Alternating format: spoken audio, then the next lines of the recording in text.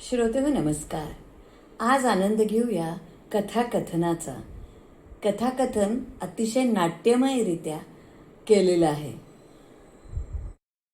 पहिली कथा सादर करतायत श्री राजीव कुलकर्णी.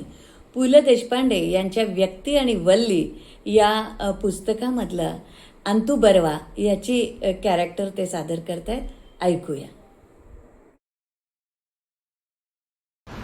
अंतू बर्वा.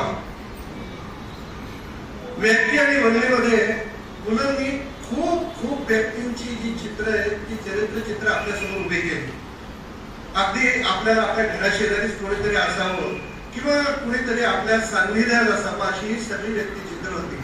आणि आपण इथे जेवढे सगळे जमलो आपल्याला सर्वांना ही व्यक्तिचित्र आपण केव्हा वाचलेली आहेत, पाहिलेली आहेत, ऐकलेली आहेत. मुलांनी स्वतः सुद्धा या व्यक्तिचित्राचं वर्णन केलेलं आहे. तर अंतू बर्वा हा त्यातलाच आहे. खरं म्हणजे अंतूला अंतू म्हणावं असं त्याचं वय नाही. मी जेव्हा 14-15 वर्षापूर्वी प्रथम रत्नागिरीला गेलो त्यावेळेला त्याच्या कानावरचे केस, दाढीचे कुंट आणि छातीवरचे केस पिकलेले होते. त्यामुळे आणि सगळ्या दातांचा अण्णू पोपट्या झालेला होता. आता अण्णू पोपट्या होणं म्हणजे काय तर ही अंतू बर्व्याने आपल्या मराठी भाषेला दिलेली एक नवीन वाक्प्रचार होता. अण्णू पोपट्या हा रत्नागिरीचा प्रसिद्ध वकील. तो प्रत्येक म्युन्सिपालिटीच्या निवडणुकीत पोळीने परत आलेला होता. त्यामुळे विहिरीमध्ये पोहरा जरी पडला तरी पोहऱ्याचा अण्णू पोपट्या झाल्या काय रे असं अंतू शेट ओरडत असा. तसा अंतू आता अंतूला समोरासमोर कोणी एकेक नावाने संबोधत नसत. पण या अंतूचा अंतुशेट कसा झाला याची पण एक कथा आहे. पहिल्या महायुद्धाच्या वेळी बंदरावर अंतू बर्व्याने दुकान टाकलं. ते लगेचच बुडलं. पण तरीही ही उपाधी त्याला अंतुशेट करून गेली. त्यामुळे त्याला सगळेजण अंतुशेट नावाने ओळखतात. खरं म्हणजे त्याच्यानंतर पोटा पाण्यासाठी त्याने काय व्यवसाय केला हे कोणालाच ठाऊक नाही. पण त्याची 2 वेळेच्या भाताची कुठेतरी सोय आहे, त्याची जमीन आहे. माझ्याकडे अपार पुस्तक पाहत म्हटलं काय करतो खुले का काय तुम्ही? तुमच्या दुकानातले सगळे रद्दी काढावं आहे. त्यात प्रत्येक 10 ठिकाणी यांचं नाव फोटो खाली लिहिलं तरी सर तुम्हाला सिनेमात असतात. त्यांनी अजिंक्य ब्रह्म पाहिले असं माझ्याकडे परत एकदा अपार पुस्तक बघितलं आणि त्याने म्हणले हवाई बापू ते विचारू काय विचारा. त्याच्या चेहऱ्यावर छापले असं दिसत होतं. तो एक सिनेमा काढला तर किती मिळतात? मी म्हणलं काय नाही ते सिनेमावर असतं नाही. तरी पण आम्ही वाचलं होतं की एक सिनेमा काढला की $1,00,000 खरं आहे का? म्हटलं नाही हो मराठी सिनेमा तेवढे कुठून मिळाला. 5 पुज्य जरी नसले तरी 3 किंवा 4 पुज्य तर असतीलच ना. काय नाही हो कधी मिळतात कधी बोलतात नसतात. आम्हाला माहिती आहे. आणखी एक प्रश्न विचारू काय तुम्हाला? नाही गेला आठवडा असेल तर विचारतो. विचारा आम्ही या सिनेमातल्या नट्यांबद्दल जे काही वाचतो किंवा ऐकतो हे म्हणजे काय? बसतात हो बसतात. जाऊ बापू कोर्टात जा तुम्ही साक्षीदार म्हणून नाव काढा. हे म्हणजे तर्जनी नासिका न्याय. काही लक्षात येईल तर्जनी नासिका न्याय म्हणून अंतू शेटने अभिनय हाताची तर्जनी नाकावर लावली आणि सांगितलं तर्जनी नासिका न्याय. तेवढं बापूंनी मागवलं चहा घ्या चहा घ्या. त्याने माझ्या हातात एक कप दिला आणि त्या चहाच्या रंगावरून रत्नागिरीतल्या सगळ्या म्हशी गाभण्यात केलं सध्या छांप्या. त्या चहाच्या रंगावर त्यांनी एक शिरा मारला. खरं म्हणजे वास्तविक त्यांनी त्याला नीट सांगायला हरकत नव्हती की बाबा रे. दुसरी कथा आहे मीटिंग. ग्रामीण भागातल्या कथा अतिशय समर्थपणे त्याच रांगड्या भाषेत लिहिणारे श्री शंकर पाटील यांची कथा सादर करणार आहेत लक्ष्मण दाते. बिस्किट नंतर बिस्किट तुम्ही चला असं म्हणून लगेच दोघं खाली आले. तसा माधू म्हटला तुम्ही खा मोर आणि तू र मी जरा दुसऱ्या मेंबरासनी घेऊन येतो असं म्हणून तो दुसऱ्या मेंबराकडे गेला. आता जवळच कोळी गल्लीत होता, तिथं शंकरांना कोळी म्हणून एक चांगले पंच राहत होते. आता 7, 7:30, 8 वाजण्याची वेळ आलेली, अंधार पडलेला. तसं दारात जाऊन त्यांनी हाक मारली, शंकरांना शंकरांना. तिथं मी शंकरांना काय बाहेर आले नाही. त्यांची बायको राकेलची चिमणी घेऊन बाहेर आली आणि म्हटली महादू. जरा ती घाबरलेलीच होती. महादू आता मीटिंगला बोलवायला होय रे. वयजी मीटिंगला बोलवायला आलो असं वय. अरे बाबा मीटिंगला जातो म्हणूनच तर गेले की. अयो कुठं गेले असतील, बसले असतील. अरे बसले असतील काय, जिथं बसायचं तिथंच बसले असतील. आता यांनी गप राहा केली तर म्हणतो कुठं म्हणता तुला ठाव नाही. अरे समजा गावाला ठाव आहे, तुला ठाव नाही. नाही जी बसले असतील त्या फुटाणीकडे, त्याच्या पार्टीनीच्या घरात.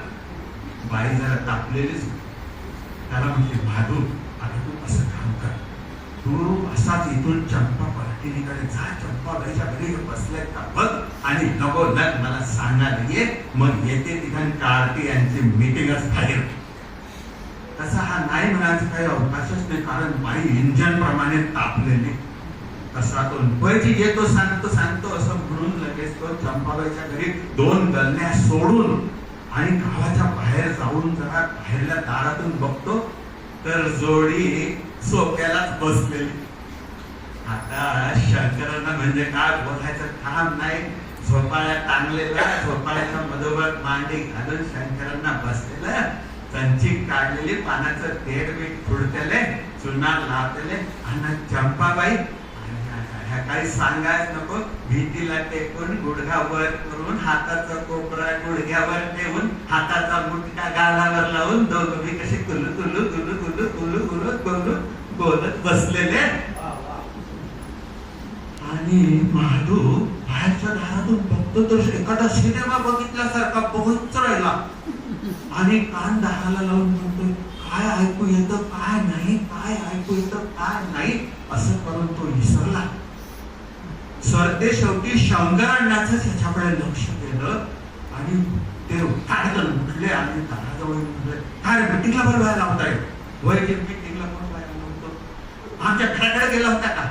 वय वय घरात आमची माणसं काही बोलल्यात का. वय बोलले अशानं असं बोलले नाही, तापलेले होते आणि तुम्ही इथं आहेत का म्हणून सांगायला ये म्हणून म्हटले. आता तू आता असं कर, तू आमच्या घराला जा आणि आम्ही इथं नाही म्हणून त्याला सांग, आम्ही निघालो मीटिंगला. असं म्हटल्याबरोबर चंपाबाई ताडकन उठली आणि काय म्हणला राज, काय म्हणला.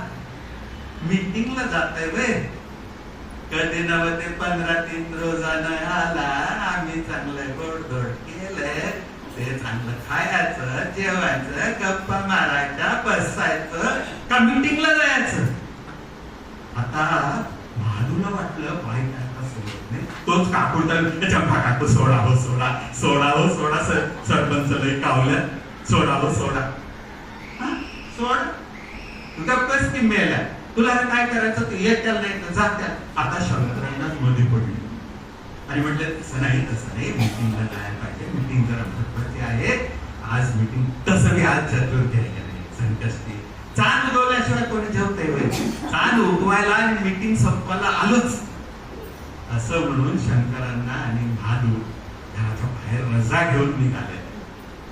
तसा शंकरांना ऑफिसाच्या कडे निघाले आणि महादू बाई वाट बसलेली तिकडं जायला निरोप द्यायला लागला. बाई तिथं उभीच होती, भिंतीला पाठ टेकून हातात चिमणी घेऊन उभीच होती.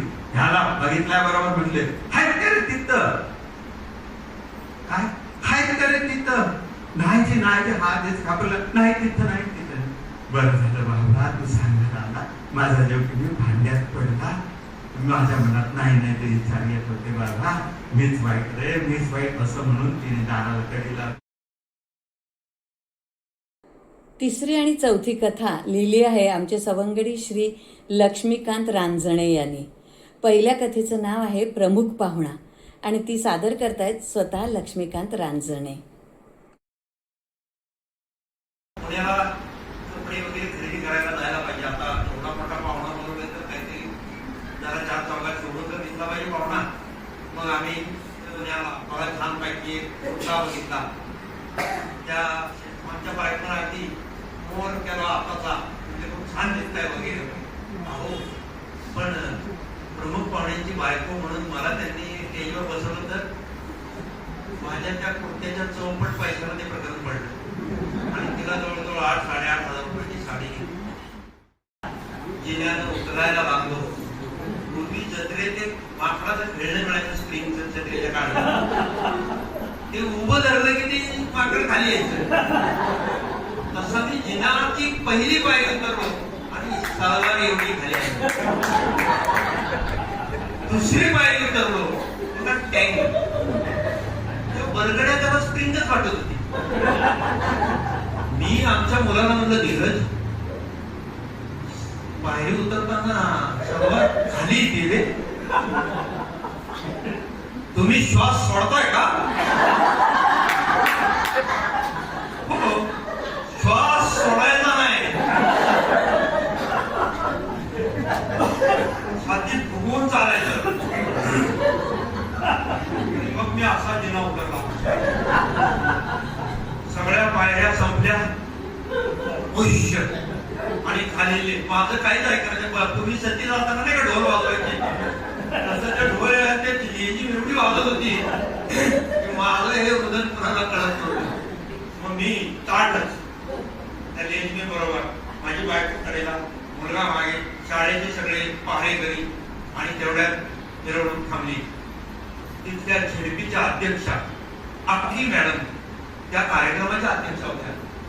त्या आल्या त्या आम्हाला जॉईन झाल्या. त्यांनी माझ्याकडे पाहिलं. मी असा ताट चालवतो. त्या आमच्या बायकोला म्हणाल्या एकदम कडक हो जरा हवा कमी झाली पण आता परत हवा घेतली. आणि आम्ही शाळेच्या त्या मुख्य दरवाजापर्यंत गेलो.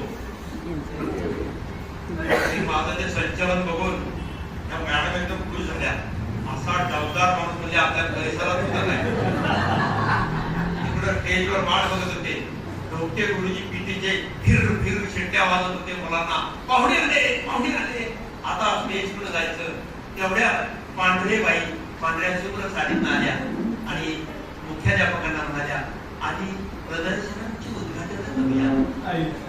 मी त्या सरांना म्हणलं कसली प्रदर्शन थोड्यावर विज्ञान प्रदर्शन चित्रकला प्रदर्शन आणि रांगोळी प्रदर्शन. रांगोळी म्हणलं की मी घाबरलो. नाडीनं पण ऐकलं. रांगोळी म्हणलं की हे प्रकरण वाकणार बघायला. आणि आम्ही एकदाचे तिथपर्यंत गेलो. तेवढ्यात धोपटे गुरुजी पळत आले. म्हणाले प्रदर्शन उठून घ्या उशीर होतोय. ते उपकार झाले म्हणलं त्या कुठे मॅडम शेजारी आमच्या मॅडम तिच्या शेजारी साडीचे पैसे भेटले. बसल्या बसल्या लगेचच पुन्हा धोपटे गुरुजी म्हणाले दीप प्रज्वलन करून घ्या.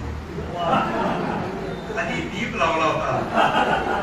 दीपाच्या कडेला 1 मीटरचं रांगोळीचं रिंगण म्हणजे दिवा लावायला वाकावं लागणार.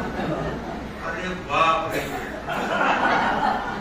कसा बसा मी दोन्ही टाचा आवडून असा दिव्यापर्यंत गेलो. तो दिवा हाती फुगून वाकलो आणि लावला. अख्खी मॅडम काय काट माणूस. नंतर दिवा लावला. टाळ्यांचा गजर झाला. आता तरी मीटर प्रकरण पटकन मोजणी घालावी. तेवढ्या दोघी गोष्टी म्हणजे नाही. त्या 3 तस्वीरींना हार घालायचे. मी हारलो आणि हार घातले. तसे कसे हार घालून पुन्हा टाचा जोडून मोजणीत पाय घातले आणि पुन्हा एकदा दिमागात स्टेजवर बसलो. प्रतिभेतून एका तुम्ही साहित्याचे झाले स्वागत. त्या मुली सगळ्या माझ्या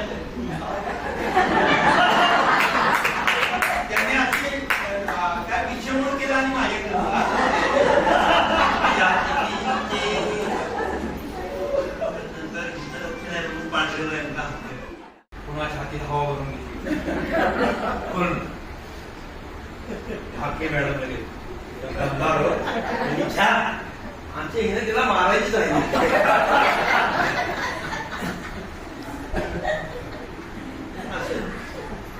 त्याच्या परत कंसात परत आहे.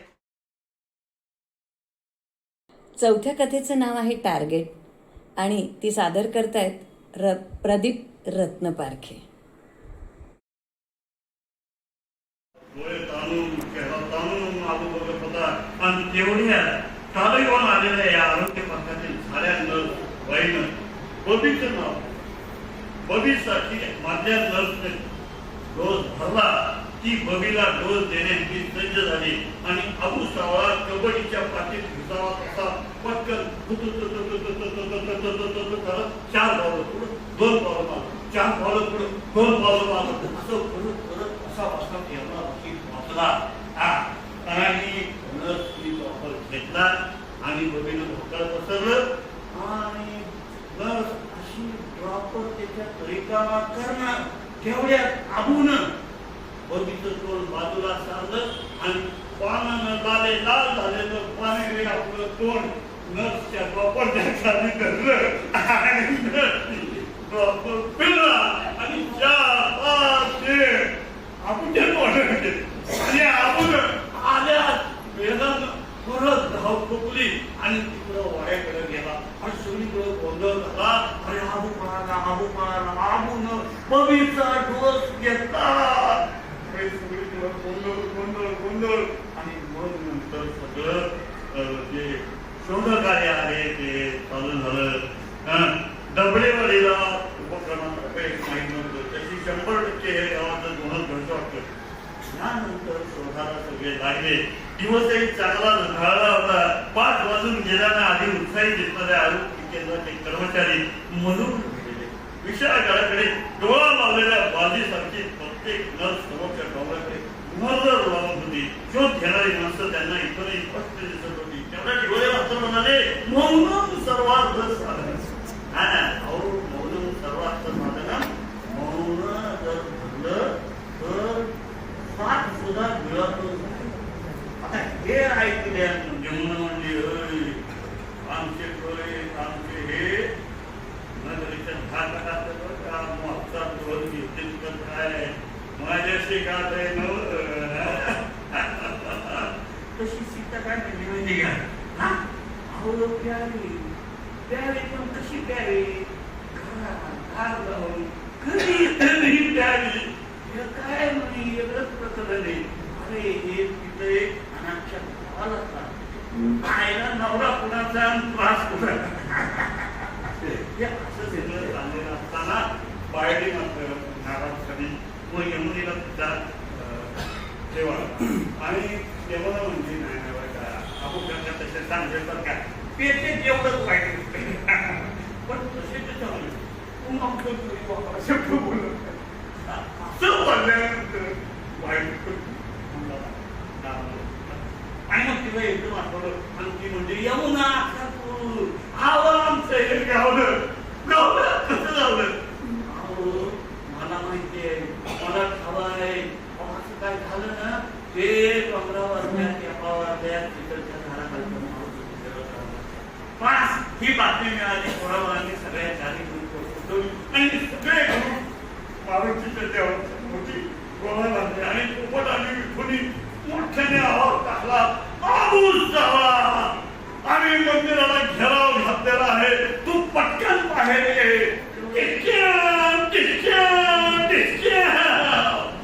हा बंदुकीचा आवाज ऐकल्यानंतर आबू सावळा म्हणला खरंच ते करायचा बंदूक आणली का काय आणि म्हणून तो बाहेर आला आणि पोपट आणि विठूच्या ज्याच्यापेक्षा जास्त मोठ्या आवाजात म्हणाला अरे पोरावं दारू पिली काय काय गुन्हा केला काय मी पितो दारू तर माझ्या पैशाची पितो तुमच्या बापाचं काय जातंय अरे आणि एवढा त्याचा रोज विक्रेत बघितलं त्याच्या 2 लेकरांमधनं पल काढून आईला लागते. आता ती बबी ताकद आहे त्यानंतर आबू आणि बबी आणि हा सगळा होता हा सगळा आरोग्य केंद्रावर गेला आणि आरोग्य केंद्रावर गेल्यावर आबू तिथून सटकला आणि बबीनं आजी आणि आईकडे खाऊ घेतली आणि नर्सनी प्रॉपर घेतला आणि तिनं भोकाड कोसळला. ती अशी वेदना आल्यामुळं बबीनं भोकाड कोसळलं आणि आईचं भोकाड कोसळलं बघून नर्सनं प्रॉपर पिळला. पण हाय रे देवा, बबीनं तोडून आठवून थुंकून दिला. असं हे 4-5 वेळा झालं. एवढ्या बबीची आई म्हणजे बाबूची सून आली आणि बबी तिला एवढी भीती मारली की काय निघता निघणं आता करायचं काय. शेवटी गावातले गुराचे आले, त्यांनी कुत्र्याचं फिरून उडून घ्यावं तसं बबीला उडून घेतलं आणि तेवढ्यात आबू आला. ताजा डोर घेऊन आला. आता आबू आला म्हणजे त्यानंतर आनंद झाला. आबूने त्याच्याकडे शेप टाकली आणि आबूनं वापर घेतला आणि बबीच्या अशा रीतीनं गावाचं ताब्यात पूर्ण झालं.